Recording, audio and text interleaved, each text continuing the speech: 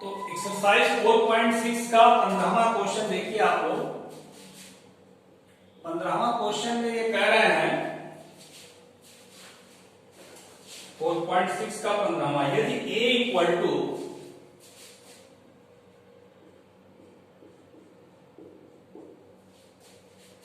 2 minus 3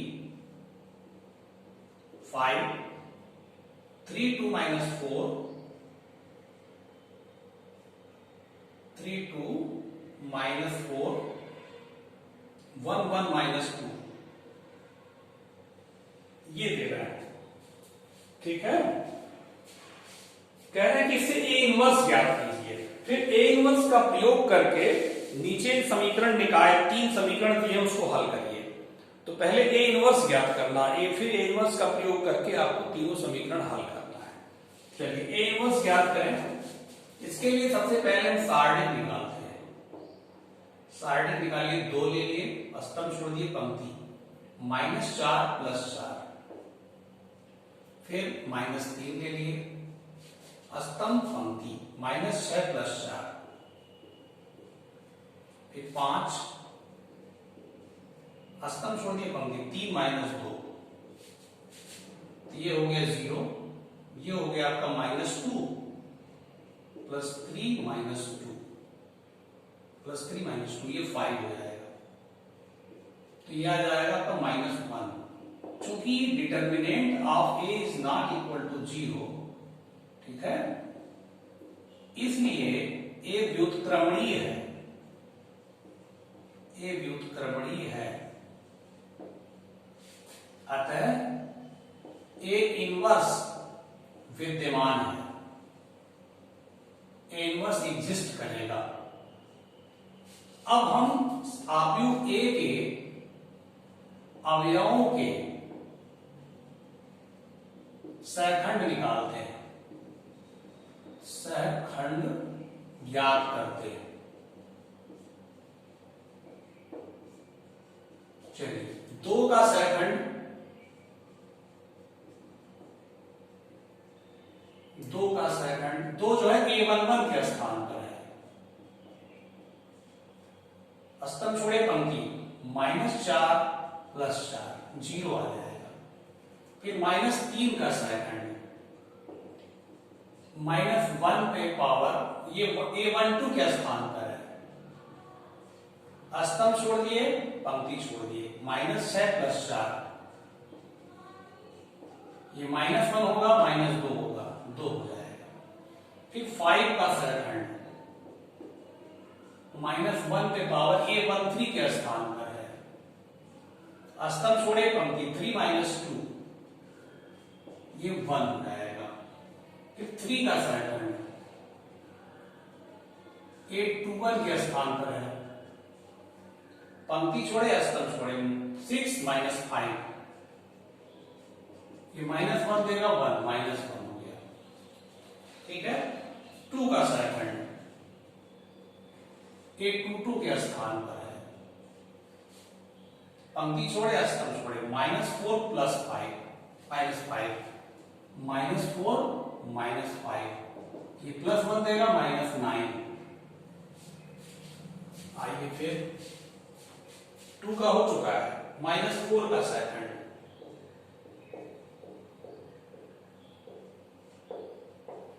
ये है a23 के स्थान पर। पंक्ति छोड़े, स्तंभ छोड़े, 2 + 3, ये 2 + 3, देखिए पंक्ति छोड़े, स्तंभ छोड़े, तो 2 + 3 हो जाएगा। -1 देगा, -5। ठीक है, 1 का सहखंड a31 के स्थान पर है। पंक्ति छोड़े, स्तंभ छोड़े, 12 - 10, 12 ही हो जाएगा।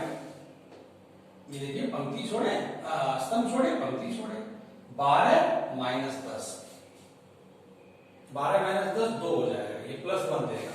फिर इस 1 का सहखंड, इस 1 का a32 के स्थान पर है। स्तंभ छोड़ेंगे, पंक्ति छोड़ेंगे, -8 -8 -15, ठीक है। ये आपको -23 देगा, माइनस प्लस 23 हो जाएगा। ये माइनस देगा, ये -23 + 23 हो गया। फिर -2 का सराखंड, ये 3 के स्थान पर है,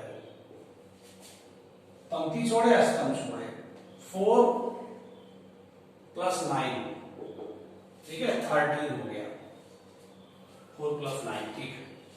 अब चलिए अवयव ए के अवयवों के सखंडों से बना अवयव, ये देखिए भाषा ऐसे लिखा करिए कि जान लीजिए अवयव कभी एक वर्ष निकालना हो तो ये भाषा लिखा करिएगा, भाषा ध्यान दीजिए। अवयव, इसका नाम हम सी मान लें क्योंकि बी अभी आएगा, जब हम इक्वेशन सॉल्व करेंगे ना समीकरण निकाय तो बी आएगा वहां, तो ये सी मान लें, ठीक है। चलिए 0 to 1 -1 -1 -9 -5 2 23 13। अब एडजॉइंट ए लिखेंगे। एडजॉइंट ए क्या होगा? सी का परिवर्तन,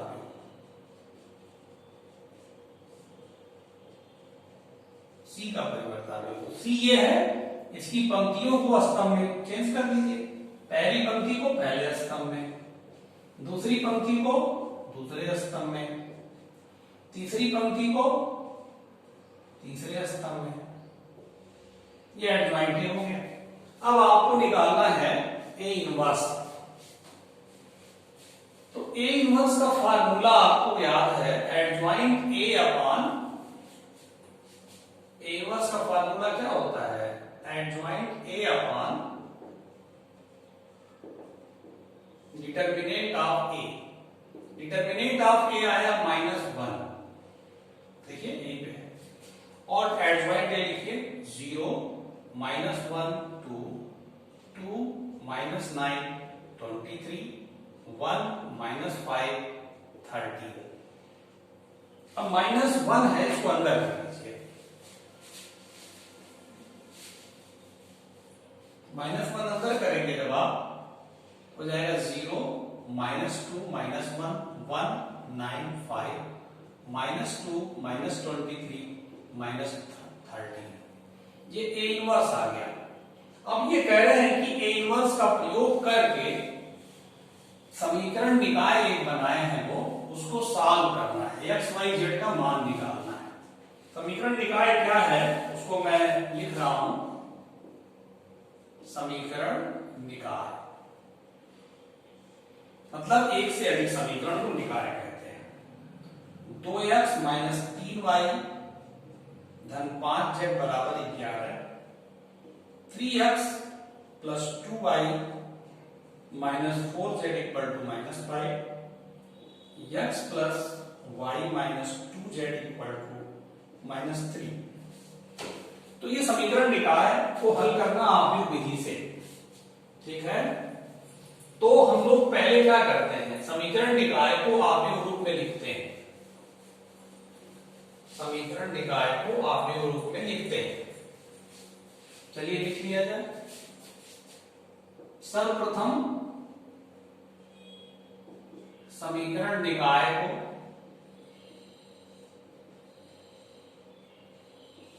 अवयव रूप में लिखने पर, अवयव रूप में लिखने पर अवयव रूप क्या होता है? ax = b, जहां a = x के गुणांकों को पहले कॉलम में लिखते हैं 2 3 1, फिर y के गुणांकों को -3 2 1, फिर z के गुणांकों को 5 -4 -2, z के गुणांक होता है। फिर x लिखते हैं। x क्या होता है? चर, जितने चर यूज हुए हैं समीकरण निकाय में। और b क्या होता है? अचर पद। अचर पद 11 -5 -3, ठीक। अब हम ax बराबर b से, चूंकि ax बराबर b है ना, इसलिए x बराबर a इनवर्स b, ये इधर आएगा। अब इसमें a इनवर्स का मान रख दे, a इनवर्स हम पहले निकाल चुके हैं, तो अब इसमें जल्दी हो जाएगा। a इनवर्स का मान क्या है, यहां पे 0 -2 -1 1 9 5 -2 -23 -13, और b क्या है, यहां है 11 -5 ये -3। गुणा कराएं, पहली पंक्ति का पहले स्तंभ में 0 -5, देखिए 0 फिर -5 + 6, फिर दूसरी पंक्ति का पहले स्तंभ में -22 -45 और ये 23 दिया 69, फिर -11 -25 प्लस 39, और यक्स क्या है, ये यक्स है, ये लिख दीजिए खोल करके, यक्स वाई जेड। अब आप देखेंगे, इसको सॉल्व करें,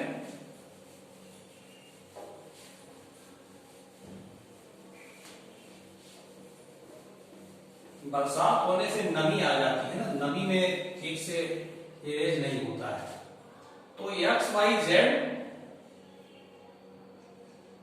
इक्वल टू, ये आपका 1 आएगा, ये 2 आएगा, ये 3 आएगा। तुलना कर देंगे, x equal to 1, y equal to 2, z equal to 3। जांच अगर करना चाहते हैं जांच कर लीजिए, किसी एक समीकरण को उतार लीजिए, 2x - 3y + 5z बराबर 11, x का मान 1 है, y का मान 2 है और z का मान 3 है, 2 - 6 + 15 बराबर 11, 11 बराबर 11, ठीक है। ये आपका क्वेश्चन बन गया। अब आप देखिए 16वां क्वेश्चन में बता रहा हूं,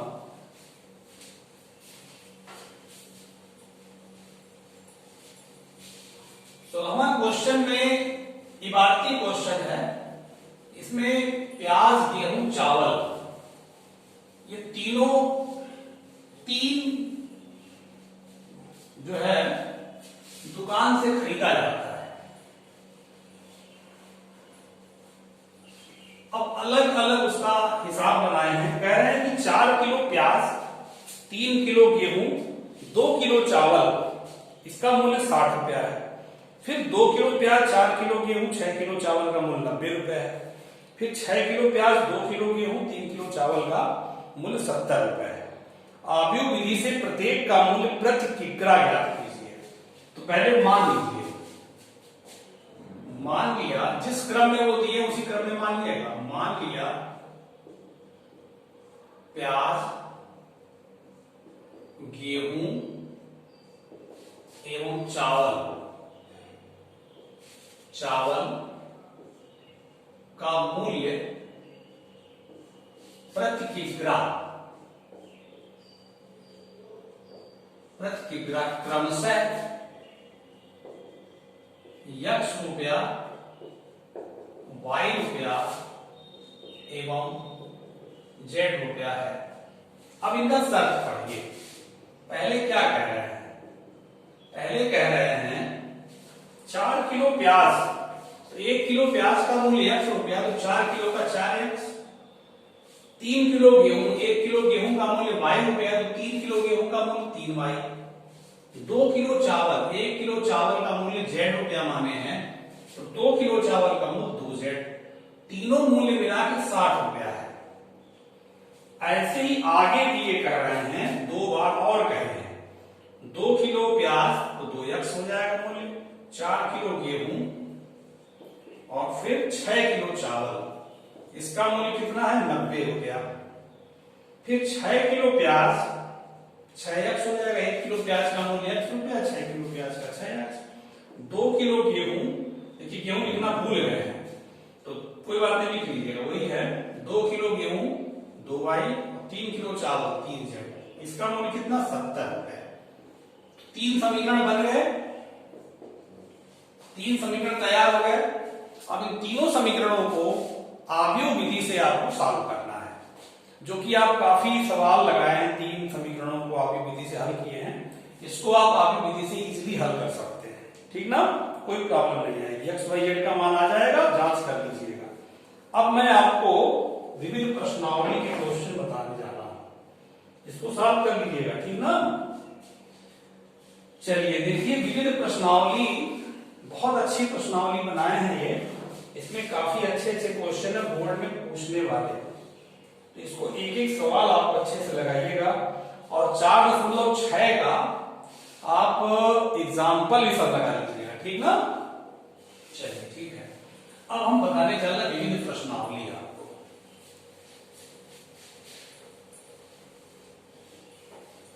देखिए विविध प्रश्नावली का फर्स्ट क्वेश्चन इंपॉर्टेंट है, विविध प्रश्नावली। पहला क्वेश्चन देखिए, कह रहे सिद्ध कीजिए सारणिक, सिद्ध कीजिए सारणिक x sine theta cos theta minus sine theta cos theta minus x 1 1 x। ये जो सारणिक है सिद्ध कीजिए ये थीटा से स्वतंत्र है। इसका मतलब इस सारणिक को हम जब सॉल्व करेंगे तो उसमें थीटा नहीं आना चाहिए, थीटा नहीं आएगा तो ये सिद्ध हो जाएगा कि ये सारणिक थीटा से स्वतंत्र है। इसको मान लीजिए, ए नाम दे दीजिए, बी नाम दे दीजिए, नहीं मानिए कोई प्रॉब्लम नहीं है, बिना मानने ही लगाइए, कोई दिक्कत नहीं। तो सारणिक को सॉल्व करिए और सॉल्व करने में देखिए अगर थीटा उसमें नहीं आ रहा है तो इसका मतलब ये सारणिक थीटा से स्वतंत्र है, ठीक ना। देखिए x के स्तंभ छोड़ दिए, पंक्ति छोड़ दिए, माइनस एक्स स्क्वायर माइनस 1, फिर दूसरा रो लेंगे तो माइनस साइन थीटा, स्तंभ छोड़ दिए, पंक्ति छोड़ दिए, ये कराइए माइनस एक्स साइन थीटा, देखिए माइनस कास थीटा, ये फिर तीसरा लो लेंगे तो प्लस, देख रहे हैं, ये लिए, ये छोड़ दिए, ये छोड़ दिए, minus sine theta plus x cos theta, ये छोड़ दिए, ये छोड़ दिए, minus sine theta plus x cos theta, ठीक। माइनस सब बड़ा कराइए अंदर, minus x cube minus X, इसका गुणा कराइए अंदर plus X sine square theta, ये फिर इसका अंदर plus sine theta into cos theta, ये minus sine theta into cos theta plus x cos square theta. कोष्टक खोल दिए हैं, अब ये देखिए कट जाएगा, प्लस माइनस कट जाएगा, जो बचा है वो x sine square theta plus x cos square theta minus x cube minus x, इसमें एक्स कॉमन है, sine square theta plus cos square theta, ये एक हो जाएगा, दिस इज 1, ठीक है। तो ये x x cancel, minus x cube आया। अब देखिए आप सारणिक को विस्तार आप किए, एक्सपेंशन किए, माइनस एक्स क्यूब आया, कहीं थीटा आया नहीं, इसका मतलब ये थीटा से स्वतंत्र है, लिख दीजिए यह थीटा से स्वतंत्र है, तो ये सिद्ध हो गया, ठीक है, प्रूव्ड। तो विविध प्रश्नावली में और अच्छे अच्छे सवाल हैं जिसको हम नेक्स्ट वीडियो बताएंगे। आपका काम है एक्सरसाइज 4.6 के सभी क्वेश्चन, जितने क्वेश्चन एक्सरसाइज में हैं वो सब और जितने एग्जाम्पल एक्सरसाइज 4.6 तक हैं वो सब अपनी फेयर कॉपी पे अच्छे से लगा लीजिए, ठीक है। अब व्युत्पन्न प्रश्नावली में इसके आगे क्वेश्चन हम आपको नेक्स्ट वीडियो में बताएंगे, ठीक ना। अच्छे से पढ़ाई करिए, हाँ, खाली समय का पूरा सदुपयोग करिए, ठीक है। फिर आपसे नेक्स्ट वीडियो मिलते हैं।